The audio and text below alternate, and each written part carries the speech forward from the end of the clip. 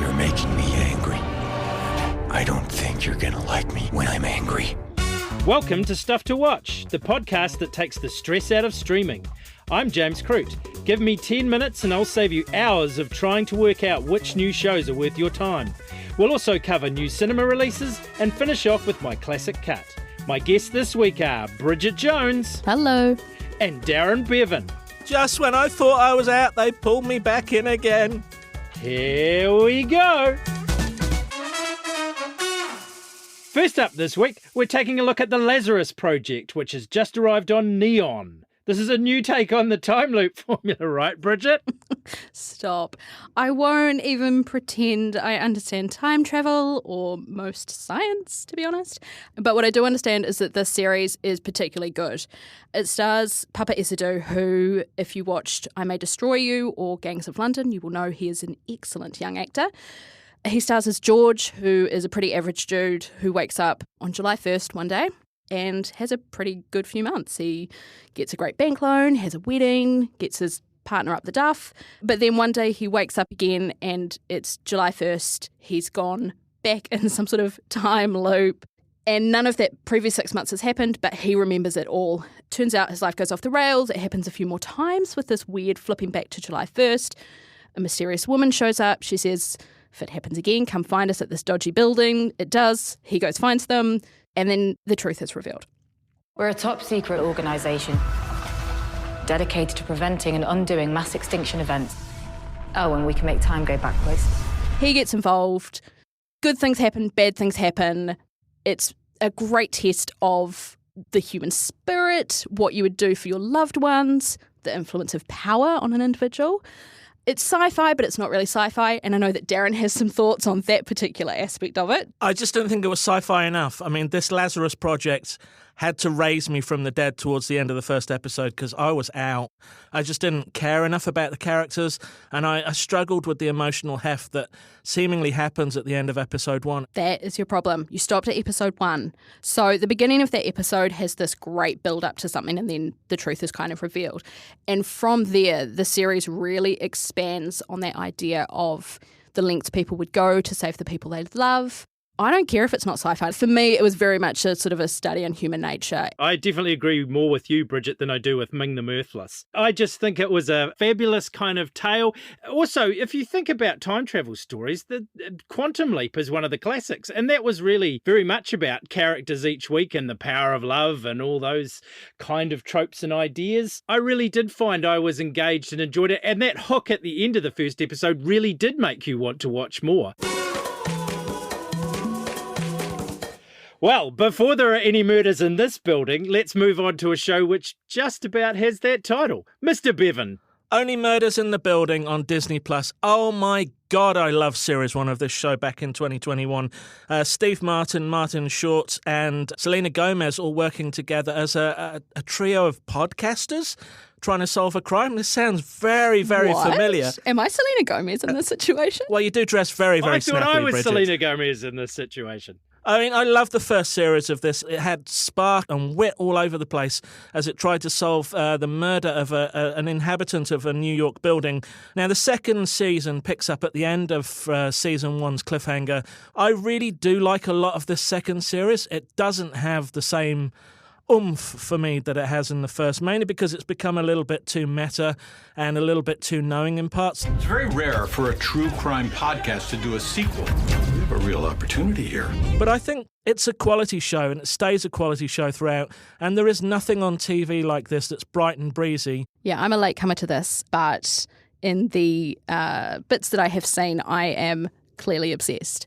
The three actors have such a fun rapport with each other. You can tell that Steve Martin and Martin Short have probably known each other for 100 years. And I think Selena Gomez is such a good foil for the two of them. It's funny, it's interesting, love the podcast aspect. You know, there's a lot to like in this series. Like Darren, I was obsessed with the first series. I don't know, there's something about that Martin Short, Steve Martin dynamic that's always worked. But, this has been a Selena Gomez revelation for me. There's something about her voice, something about her style in this that just kind of makes her such an addictive character. Let's move on from one show about death to another. Thank you for choosing Loving Tributes. The reviews of Loving Tributes. The whole place smelt like cabbage and chemicals. That is right. Good Grief, streaming now on TVNZ Plus. This is the second season. I am a fool for many reasons, but right now it's for absolutely sleeping on the first season of this brilliant Kiwi show. It's easily one of the funniest comedies I've seen in years. It's from the very clever sisters, Eve and Grace Palmer, who you'll know Grace from Shortland Street. You might know Eve from Kids TV. The two of them have starred, created, written, produced in parts this very funny series that is centred around two sisters who inherit a funeral home. One of them is serious and dedicated to the craft, and one of them once dreamed of being a DJ in Bali, which kind of sums up the whole dynamic of the series. The laugh comes from the two central characters who play obviously off each other as sisters very well, since they are in real life. But the supporting cast is where the show absolutely shines. It's a situational comedy, it's an observational comedy, it's a physical comedy, it's a very funny comedy. And the more time you spend with the two characters and the rest of them, you kind of notice little bits here and there that are just drop dead funny. No pun intended. Maybe pun intended. Bridget, this is one that I also really had not much idea about until you mentioned it last week. And wow, I'm hooked as well. The Palmers are incredible, and this is such a sleeper kind of hit. I would urge anyone to sort of seek this out. Let us move on to the cinema. And Mr. Bevan, you have been watching Minions, The Rise of Gru? Yeah, this is the fifth outing for those banana-shaped monsters, and the show's no sign yet of any diminishing's return. Sorry. I really adored this film. I mean, I'm a sucker for a good animation, and the Minions have provided a lot of that. But Steve Carell as Gru is also a really big part of this one. It's basically a Gru origin story of how he really started to become a little bit evil, and the Minions are along for it. There are a lot of other villains in the world, but I am going to be a super villain. It's set in 1970s US, so there's a good mix of music that many people, including people like you, James, will remember from the first time around. And I think the thing with this is it's not a difficult plot to follow. The filmmakers are smart enough to just know that they're here for 90 minutes for a good time and nothing more. There are a few set pieces with the Minions that really shine, and there's a lot of kind of humour that's good for madcap, good for kids of all ages, and you don't spend too much time looking at the background for other gags as well. And you throw in a bit of Lucy Lawless in there as one of this criminal gang as well, the Vicious Six. And it's just a nice, really solid, sensible film that goes out of its way to do exactly what it says on a tin, achieves it, and then just leaves you grinning like a lunatic as you walk out the door. I do love the Despicable Me movies, and I did enjoy the first Minion ones a lot. I really loved the idea of both the passage through time and all the 60s references. But with this one, I don't know, it just felt a little disappointing. They had so much vocal talent, including Dolph Lundgren and Alan Arkin, that they didn't quite use as much as they could have. And also, I wanted a bit more Minions. I felt the Minions were a bit of a sidebar to, as you say, what is essentially a Gru story. Have you looked in the mirror today, James? Because you seem a little bit grinchy green rather than banana yellow for the Minions for this one. You're just such a Grinch, mate. You're looking too deeply into this one. Speaking of green, anyway, my classic cut this week is Hulk, which has just arrived on Neon after a long time out in the wilderness. It is kind of Marvel before they were Marvel. It was made around the same time as the original Spider-Man. It was directed by the brilliant Ang Lee, who really gave a kind of comic book feel to a comic book movie. He cast the rather interesting Eric Bana, who I guess was far more like the original TV series character that we sort of all loved back in the 1980s. But there's just something about this film that feels like a comic book movie should be. Before all the bells and whistles and CGI took over the whole thing, this is what superheroes were like in those lazy, hazy days of the early noughties. Look at you. Off to college to be a great scientist. Like your father. There's something inside you so special. I can't lie. I forgot in the plentiful realm of Hulk films that this one existed. Well, it is 20 years old. Also, I was 2 when it came out.